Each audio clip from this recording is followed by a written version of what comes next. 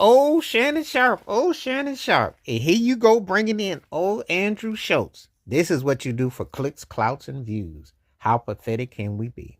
A known bigot on your show. But then again, I'm not surprised. I'm not surprised because look at the people you've had on recently. And, when you had old Amber on, look at the people you've had on. You really are just swimming at the bottom of the sea.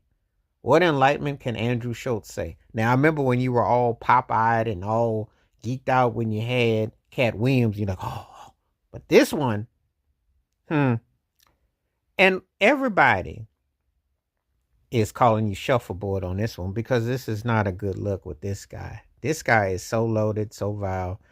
It's one thing if you saying things, but what he said about Kendrick Lamar and other things he has said has been just so. And sometimes you got to call it what it is. I saw the convention, him on the stage and what he said. But again, when you bought and paid for it, this is what you do. This is what you have to resort to keep that bills and that lifestyle fed. Now, I can separate the two. Two things can be true at the same time. Shannon Sharpe was a great football player. No questions asked. As a journalist, he do anything, and I mean anything, for clicks, views, and beyond. Can't really even get into a show no more because it's become something of a... And then the whole mess with Ocho and that live thing, calling out names and saying names on Instagram. And I have, for the record, I have done live on Instagram. I ain't never got my record button mixed up with any other button, but just saying, I guess you'll call out any name in the dark, or I guess anything But anyway, so you're trying to act like you're controversial and you're edgy and things of that nature by having this guy on.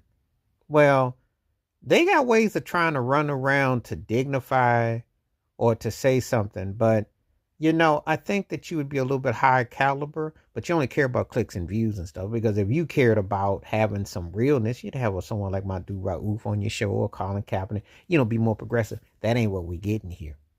That's not what we're getting here.